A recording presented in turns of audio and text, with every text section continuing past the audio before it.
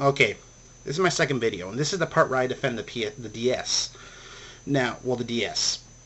Now, when it comes to the DS and the PSP wars, the one thing that I have the most problem with is the fact that anytime anyone knocks the other console, and this is where I'm going to rectify this, is they never put any backing behind why they're knocking it down.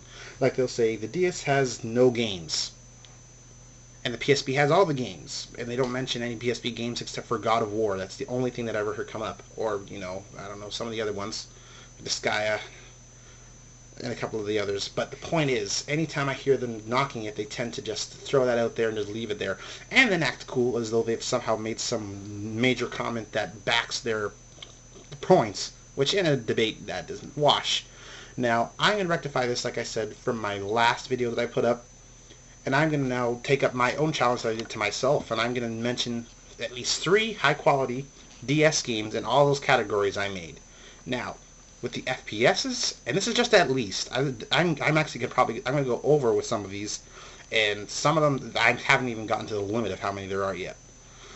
For FPSs, there's Call of Duty 4 and 5, Moon, and Core.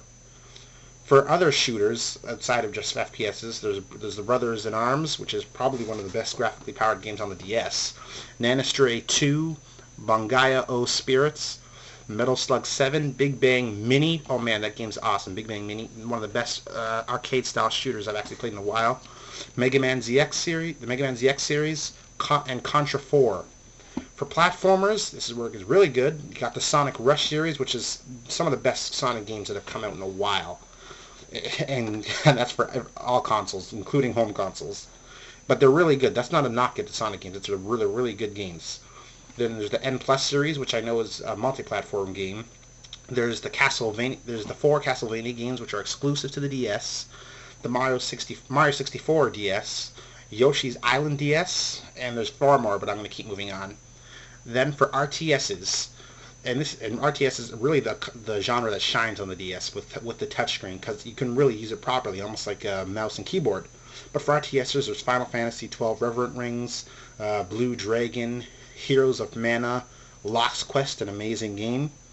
For turn-based strategies, you got Disgaea DS, you've got Fire Emblem Shadow Dragon, you've got the amazing game coming out, Knights in the Nightmare. That one's going to be amazing. The Advanced Wars series for DS.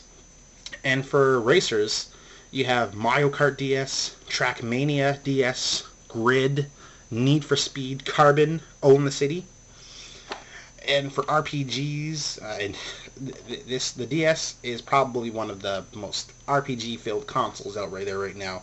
So this doesn't even come close to the amount of RPGs there are, and great RPGs, but I'm just going to name these few. Final Fantasy IV, Dragon Quest V, Hand of the Heavenly Bride, Valkyrie Profile, Covenant of the Plume, and I'll just leave it at that for now. For puzzlers, there's Puzzle Quest Galactrix, Puzzle Quest Challenge of the Warlords, Peggle, Dual Shot, Bomberman Land Touch, Soul Bubbles, and there's much more. I'll just leave it at that, though. For child-friendly games, and really, these can be for any ages, but these ones are good, for the kids. You got Kirby's Cursed Canvas, Pokemon Diamonds, Neopets Puzzle Quest, Henry Hatsworth in the Puzzling Adventure, and Lego Batman. For adult-specific games, you got GTA Chinatown Wars, an amazing game, and it's in no way a dumbed-down version of the GTAs in the past, and I may actually do a quick review later on, but let's move on. You got Chrono Trigger, and you got Ultimate Mortal Kombat.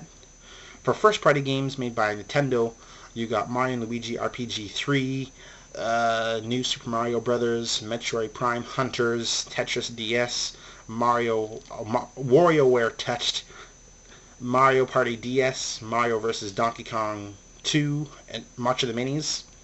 And for fighters, you've got Bleach Dark Souls, actually one of my favorite games on the DS right now, Bleach Blade of Fate, and Jump Ultimate Stars, and Custom Robo Arena, another one that I enjoy. For horror games, in the horror genre, you got Touch the Dead, you got Dementium the Ward, one of the most graphically powered games on the DS, you got Resident Evil Deadly Silence. For adventure and or action games, you got Ninja Gaiden, Dragon Sword, which pretty much rivals that of the God of War on the PSP. and you have got The Legend of Zelda Phantom Hourglass, and then you have more of an adventure mystery game. You have the Ace Attorney series, amazing series. And for original DS exclusives, oh, this is where it gets good, and I don't even touch the amount that there is on there. There's some more coming out. There's The World Ends With You, Professor Layton, The Curious Village, Hotel, Dusk, Room 215, and Avalon Code, and there's far more, but I'm just going to leave it at that. For apps, you've got Brain Age, you've got Personal Trainer Cooking, an amazing application for the DS. You've got Korg DS10 synthesizer. For simulators, you've got Nintendogs, Cooking Mama, Guitar Hero World Tour, The Sims 2, Animal Crossing Wild World. For sports games, you have Tony Hawk's American Skate Land, you got Skate It, you have FIFA Soccer 06, you got Tiger Woods PGA Tour 08, you got MLB 2K9, Fantasy All-Stars, Mario Hoops 3-on-3. Yeah, you know what? I think I made my point. I've got all the categories covered, and I'm beginning to run out of time. So I'm going to keep. I'm going to be cutting this short soon. But the point is, I've thrown those out there, and the thing with the DS is the games with any console are the thing that needs to always be brought up first, because a console lives or dies depending on the software that's provided.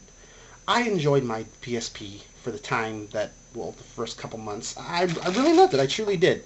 But the software, it just wasn't backed. It had the extra features, which is what hold it even to this day. I still use my PSP for like movie playing and stuff like that. And backup now. I mean, I have a real MP3 player. So, but the point is that when you break it down, games are king, and then gameplay comes second. And I'm going to follow this up in my next video about the gameplay of the two consoles. Well, really, the DS. I'm defending the DS. You're probably thinking, yeah, you're just knocking at the PSP. That's because this is a defense of the DS. Later on, I may do a in the defense of the PSP. But for now, I'm defending the DS. Okay? That's the end of this one.